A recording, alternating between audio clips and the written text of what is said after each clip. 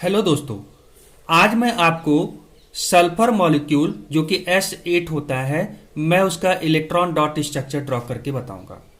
इसके पहले भी मैं आपको इसके बारे में बता चुका हूं, बट वो मैंने ट्रिक बेस पर बताया हुआ है। आज मैं आपको ये भी बताऊंगा कि किस तरह से एक सल्फर दूसरे सल्फर के साथ कोवैलेंट बॉन्ड बनाता है और वो कोवैलेंट बॉन्ड कितना होता है, 1 होता है कि 2 होता है, ये सब चीज मैं आपको ड्रॉ करके बताऊंगा। तो चलिए सबसे पहले शुरू करते हैं। याद रखिएगा, इलेक्ट्रॉन डॉट स्ट्रक्चर को लुईस डॉट स्ट्रक्चर के नाम से भी जाना जाता है। ठीक है, तो सल्फर टोटल कितना दिख रहा है? 8 दिख रहा है। तो सबसे पहला काम हमारा होगा कि हम 8 सल्फर को सर्कल बेसिस पर बनाएं। इसमें क्राउन स्ट्रक्चर भी होता है और एक स्फेरिकल स्ट्रक्चर भी होता है। मैं आपको वो स्फेरिकल स्ट्रक्चर बता रहा हूं जो कि सबसे ज्यादा क्लास 10th में पूछा जाता है। ठीक है, ये carbon and its compound lesson जो क्लास 10th का है केमिस्ट्री में, उसी का मैं टॉपिक कवर कर रहा हूं। आपको इजीली सब कुछ समझ में आ जाएगा। सबसे पहले आप क्या करिए, सल्फर 8 बनाना है तो 1 by 1 सल्फर सिंबल बेस पे लिख दीजिए। 1 2 3 4 5 6 देन 7 एंड देन 8। इस तरह से 8 सल्फर आपने सिंबल बेस पे लिख दिया। अब आपको पता है सल्फर ऑक्सीजन फैमिली से बिलोंग करता है, तो इसके वैलेंस शेल में कितना इलेक्ट्रॉन होगा? इसके वैलेंस शेल में टोटल 6 इलेक्ट्रॉन होगा। अब ध्यान दीजिएगा, हम यहां पर 6 इलेक्ट्रॉन तो बनाएंगे, बट पहले से माइंड में यह चीज को फिट कर लीजिए कि एक्चुअली हम बॉन्डिंग कैसे शुरू करेंगे। अब सल्फर के पास पहले से 6 इलेक्ट्रॉन है, इसे अपना ऑक्टेट पूरा करना है। ऑक्टेट मतलब वैलेंस शेल में 8 इलेक्ट्रॉन पूरा करना है।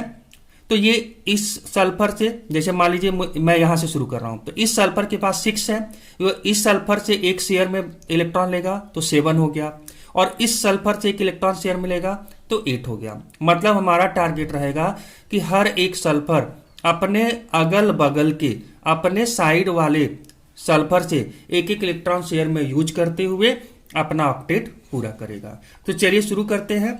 मैं आपको कलर के डिफरेंशिएशन बेस पर समझा रहा हूं, बहुत ही अट्रैक्टिव तरीके से आपको ये समझ में आ जाएगा, और मैं गारंटी दे रहा हूं आपके माइंड में ये पूरी तरह से छप जाएगा। चलिए शुरू करते हैं। सबसे पहले आप वैलेंस शेल में जो प्रेजेंट इलेक्ट्रॉन है उसको कर दीजिए। 1 2 3 4 5 6 अल्टरनेट में करिएगा, फिर मैं इस वाले सल्फर को जो है अलग अलग कलर से करूंगा। तो 1 2 3 4 5 6। अब देखिए यहां पर नहीं करना है आपको। 1 2 3 4 5 6। ठीक है, उसके बाद अल्टरनेट में 1 2 3 4 5 6 हो गया। अब अल्टरनेट में हो जाने के बाद अब आप क्या करेंगे, ये जो बचे हुए सल्फर है इनके वैलेंस शेल में जो इलेक्ट्रॉन है इनको किसी और कलर से शो कर दीजिए। ठीक है, चलिए इनमें भी 6 इलेक्ट्रॉन, 1 2 3 4 5 6। यहां पर देखिएगा बाय मिस्टेक हो गया, तो 1 2 3 4 5 6 1 2 3 4 5 6, और वैसे यहां 1 2 3 4 5 6। ठीक है, अब आपको सिर्फ एक टारगेट लेकर के चलना है कि मुझे शेयरिंग बनाना है साइड बाय साइड सल्फर से। जैसे ये सल्फर को आप ध्यान से देखिए, ये सल्फर के पास पहले से कितना इलेक्ट्रॉन है? 2 2 4 और 2 6। अब ये टारगेट क्या करेगा, अपने अगल बगल के सल्फर से एक एक इलेक्ट्रॉन शेयर में यूज करेगा। तो चलिए शुरू करते हैं।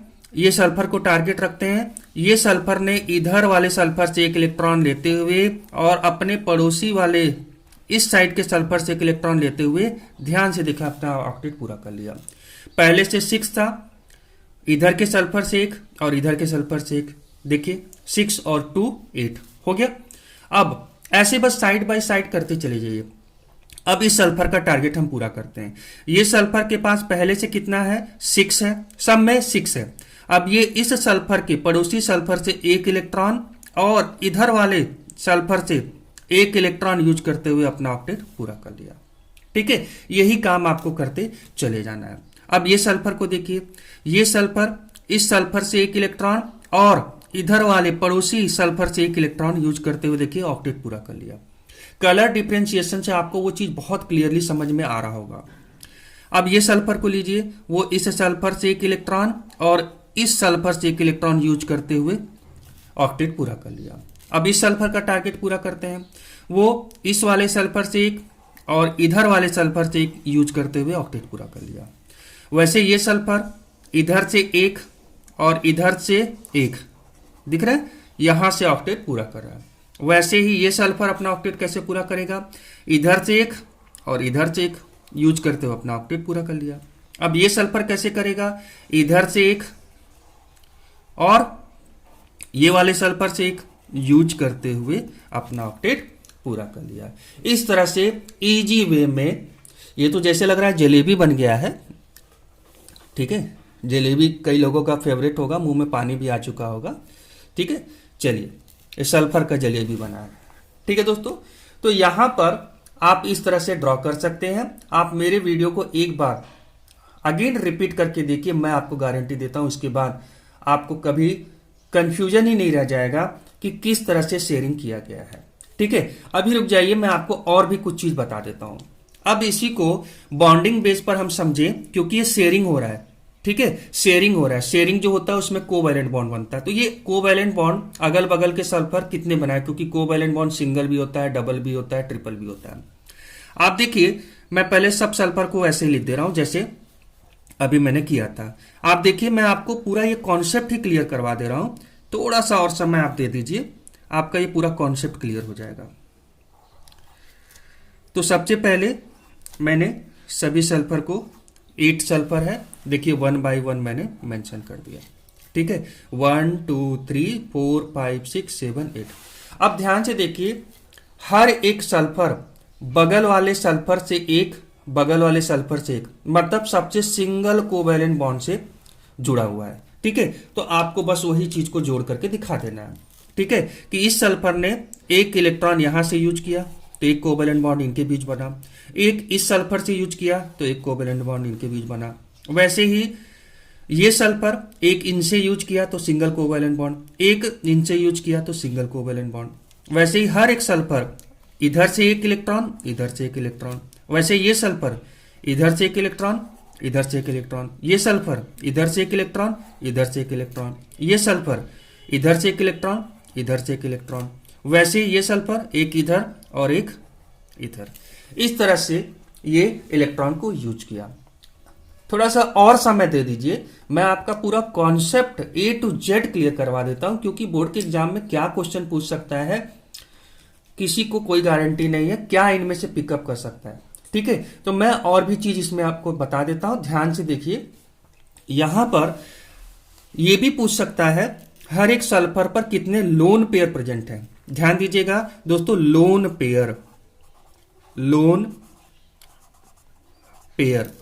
ये लोन पेयर क्या होता है, बॉन्डिंग करने के बाद किसी भी एटम में जो इलेक्ट्रॉन जो होते हैं बॉन्डिंग में पार्टिसिपेट नहीं कर पाते हैं, उन्हें लोन पेयर कहते हैं। और चूंकि वो इलेक्ट्रॉन पेयर में है, पेयर पेयर मतलब दो, मतलब एक लोन पेयर में टोटल कितने इलेक्ट्रॉन्स होते हैं, 2 इलेक्ट्रॉन्स होते हैं, ठीक है। देखिए हर एक सल्फर पर, आप ध्यान से देखिए, हर एक सल्फर पर 2 लोन पेयर प्रेजेंट है, 2 लोन पेयर प्रेजेंट है, मतलब टोटल 4 इलेक्ट्रॉन प्रेजेंट है जो बॉन्डिंग में पार्टिसिपेट नहीं किया। आप ध्यान से देखिए, हर एक सल्फर में आपको यही चीज दिख रहा होगा।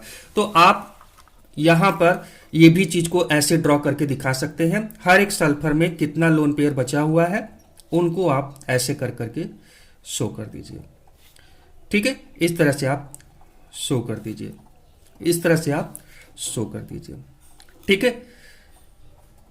अब ये कंप्लीट आपका बॉन्डिंग बेसिस पर भी आपने लुईस डॉट स्ट्रक्चर या इलेक्ट्रॉन डॉट स्ट्रक्चर शो कर दिया, और यहां पर किस तरह से वो बॉन्डिंग बना, किस तरह से शेयरिंग हुआ, ये भी आपको क्लियर हो चुका होगा।